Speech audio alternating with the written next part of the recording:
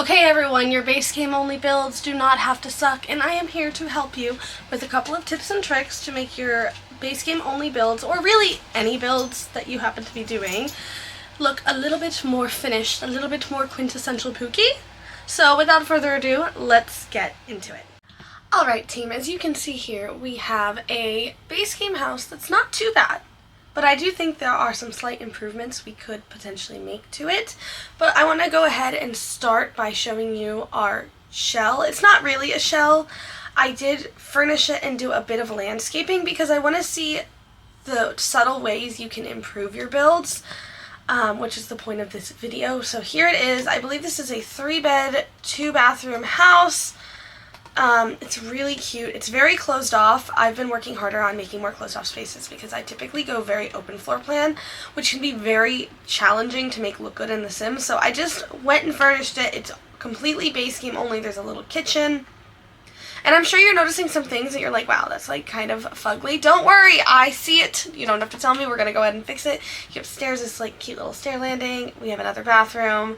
We have a primary bedroom, another child bedroom. All in all, this house could sleep up to 5 Sims, and it's not a bad size. We have a great size backyard, but let's get into the real reason we're here, which is we are here to make some improvements. Let's get started. I'm sure many of you who enjoy watching building content love to see the suburban houses have the columns on the edges because they just look so beautiful. They look so good. These columns from Get Together just really make everything look so finished. But you only have the base game. So how exactly are we going to make that work? But don't fret, there are some pretty decent base game columns. If you go into packs, I prefer to use these columns in the starkest white color and just add them to the corners of my builds. As a little suburban fanatic, if you watch my channel, you know I build a lot of suburban homes, but I think it just ends up looking so good. I think overall it just makes the entire house, especially suburban homes, look overall more finished, which is what a lot of these tips are, or just subtle ways to enhance your gorgeous little base game builds so they can reach their maximum potential. For this next tip, you're going to want to go and open up your gallery. And in the category section, you're going to click on rooms. Then you're going to go type in the search. Oh, 1 second. If you really want to go crazy, you can make only base game, because this is, again, only base game. And you're going to type in cars. And go ahead and hit enter. And you're going to get a bunch of options. Go ahead and pick your favorite.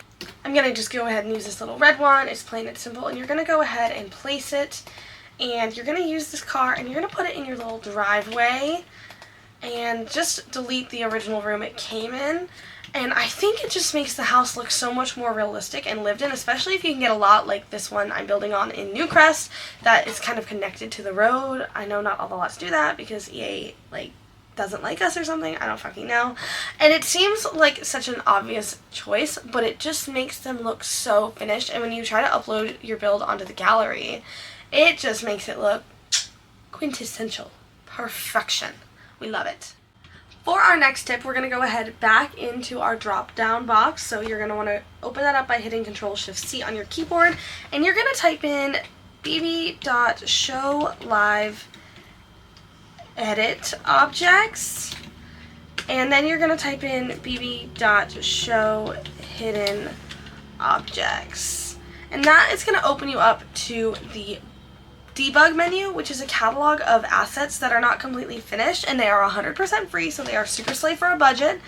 You're going to want to filter by base game. If you only have the base game, you don't have to filter. I don't only have the base game. So I'm going to go ahead and type in debug and just click whatever. And it's going to open you up to so many things in the game, including but not limited to like free landscaping items like these. The only thing about items like these is your Sims don't technically view them as items and they will walk through them sometimes. But like these really nice potted plants I love using as decor around my porches and whatnot. We're going to go ahead and put one on the back porch as well. And we don't really have anything like this in game already. I don't really know why. Sims team, get to cooking, please. But we have like really gorgeous floral boxes, Some of my personal favorites include these hanging plants that are base game. You can just go ahead and move up with Control 9 and kind of rotate around. Ah, such a gorgeous girl. Some of my other favorite items include these little like kind of garden pathways. Anytime I do a base game build, I typically will use these, and they're just so fun. And you kind of just work them around and shape them to however you want.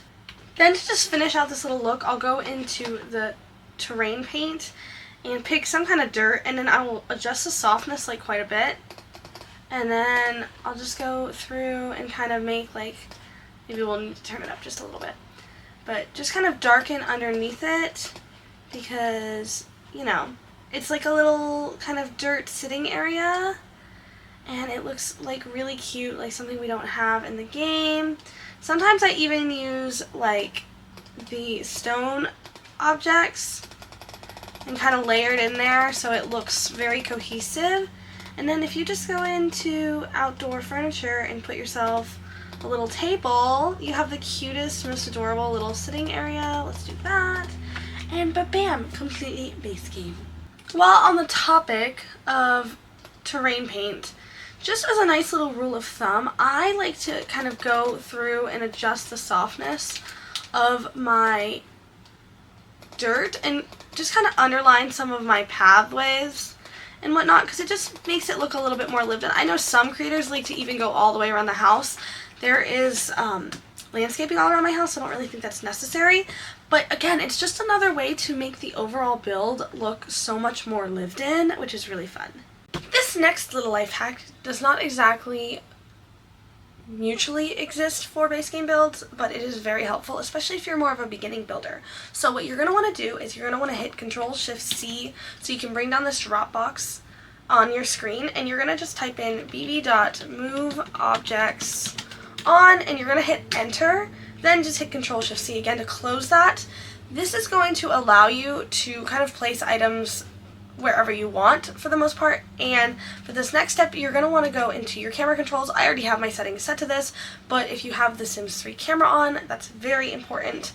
And then you're going to just place objects wherever you want. This is going to be really helpful. If you click your item and hit Ctrl-Alt, and you can now just kind of freely place it wherever you want. You have to be careful because it can snap to things. So we're going to go ahead and put this like closer.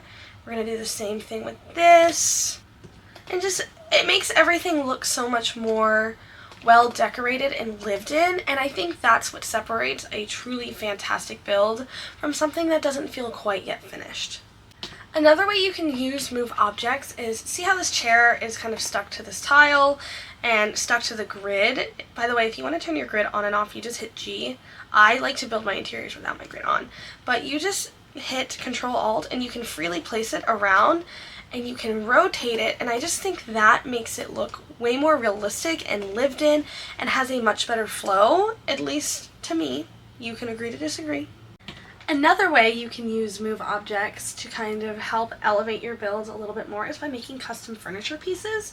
So in this case, I have a room that I imagine is for some twin children, and I want them to have a nice desk, but there's two of them. So if I use this little base game table and my move objects, I can kind of create this little false L-shaped desk because we don't have anything like that in game.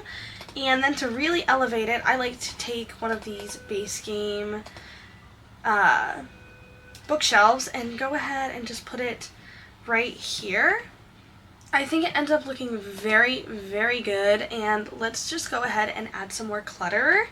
And now we have just the cutest little kind of sectional desk area that is filling up the space so nicely, but is all 100% base game, but looks very, very elevated in my personal opinion. This next hack might not seem like a hack, but it's something I have always done in my base game builds, as well as across any builds I make, to make them feel way more lived in, and like I put a lot more detail in them because sometimes I can struggle to kind of just see all the details needed, and that is by adding shelves in the game. So I'm going to just go ahead and add some into the kitchen.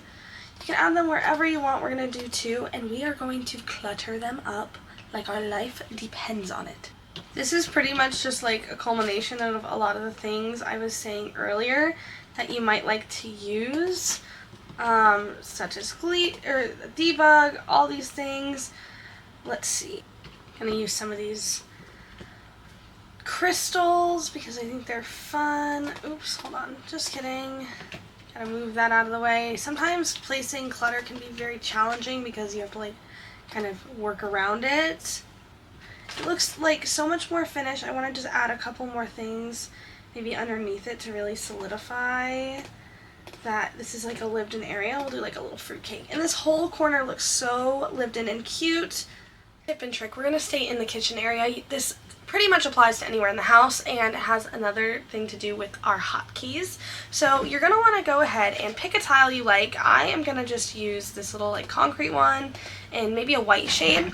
And then you're going to hit Ctrl F. This allows you to do quarter tiles, which can be really fun when you want to make your own custom patterns and flooring. Then I'm just going to go ahead and pick a different little color. Maybe we could do black. And then you can actually hit shift and it will autofill everything that is not placed. And you have this really cool kind of personalized tiles, and you can do this all over the place. There are other ways you can do it, especially if you're building on a budget. And let's say for this example you want to go ahead and move that. And you want to do a little rug. I probably won't keep it like this because a lot of the base game rugs are not my fave, but you could just take this color and make your own customized rug, which is cool for the certain spaces you need. Control F, and then we're just going to do it like this. Let's see. Go like that, go like that. Control Q, perfection. And you can kind of make your own little rugs. It's fun, it's fresh. Entryways are such a huge focal point in terms of making things feel lived in, so these are a couple things I like to do in my entryways. Starting by doing some sort of little table, and again, if you go to the debug menu, you have these little bills that I like to place, and I'm going to end up placing each individual one just so they look overall more lived in. Kind of like this. If you have the City Living expansion pack, you know there's actually an item that you can just use that's already like this, but again, we only have the base game to work with right now, and that seems very realistic. You're going to walk in your house, and you're kind of just going to drop things, you know, you're in a rush, you're in a hurry, you just got home from school, you want a snack, etc., whatever it is, and we're going to just complete this by putting maybe a little, like, ooh, maybe some candles could be nice. We're going to, no, we're not. We're going to pick a lamp. And now we have a perfectly little lived-in space. We'll add just a bit more clutter. I think that'll really drive it home. Maybe a backpack I think could be really good because again, this is a family home. I love adding these little book bags in everywhere. They make things feel very realistic. And let's turn our attention to the other side. We already have a little hanging area, but something I like to do in my entryways specifically is add shoes in because, you know, I don't know about you guys, but I take my shoes off at my front door because I'm a little bit of a freak when it comes to keeping my house looking a certain way. So let's put those over here. We're going to move this little rack over here. And then last thing I love to put in my entryways to make them feel very lived in is a mirror. And this one from Base Game is great. It's literally like something you could go buy at Target right now. Especially my girls who have lived in a college dorm get it. Just put that right there. And now you have a really lived in, gorgeous looking entryway that makes your space feel realistic. One of my last tips for today's video is once you finish your build, because my build is essentially done, I always take like 5 minutes just to run back through and place any little last minute detail. For this next little tip, we're going to go back into the gallery and you're going to type in art. And you're going to use the same parameters we used when we were finding our car, which is base game and rooms. And you're going to find all this beautiful artwork because typically the game is very much lacking in the art department. So you can find photographs as well as realistic paintings done in-game by your Sims of custom content images that are still 100% base game. And it really expands the parameters in which you can decorate. Like, there are some beautiful like little aesthetic ones.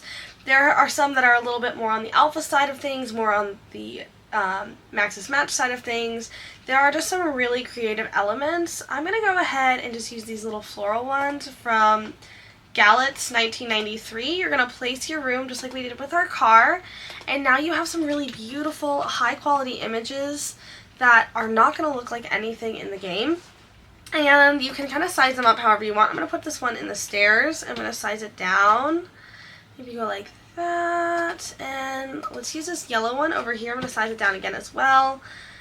And now you have some really unique art pieces that really help elevate your little base game houses because, you know, the packs are expensive and the artwork is kind of lacking across the board. Once again, CC creators are swooping in with the win, but this is like a workaround. One of my last tips for today's video is once you finish your build, because my build is essentially done, I always take like 5 minutes just to run back through and place any little last minute details I can. So take this room for example. It's kind of boring and plain, but I know we can really spice it up, so let's just go through and add a couple last minute things because we have just a bit more time. I know it's really easy to spend way too much time building. Speaking from experience, I happen to do that all the time. And that's not a good thing always, but just adding in a few last minute little details can really make the difference between your house feeling kind of meh and like boring, like everything you've ever built, to just being a space that actually feels realistic. The details matter in my opinion, and right now my opinion is, I guess, the only one that matters, mostly because I'm talking to myself. Get some more little debug items. I love putting these on the cork board, especially for my budgeted builds. Make things feel very lived in. With that being said, I think we have finished our build entirely, and let's kind of just run through and see some of these little differences that I think will really help your houses if you only have the base game really be improved. Obviously you can tweak some of these suggestions for whatever packs you have, because believe me, having more packs or having custom content really helps. But we have a little living room area, we have a dining room. I love the flow of this house. We have our kitchen, then we have a little downstairs bathroom area. We have our first children's bedroom. Then I imagine you go upstairs and you have 2 additional bedrooms. You have this large twin room that is feeling cluttered to the max, very lived in. Perfection. Then we have our primary bedroom, got a couple last minute details in there to make her feel really special, and the ensuite bathroom, and then just our little backyard area. We have a grill area. I added in some plants and of course the monkey bars for the kiddos, and that is our full house. This house is available on the gallery if you decide you want to download it. And thank you guys so much for watching. I hope these tips help you. I know I struggled a lot when I first started building, so had I known what I know now, my houses probably wouldn't have been so ugly. Please don't look at the bottom of my gallery for confirmation, just believe me.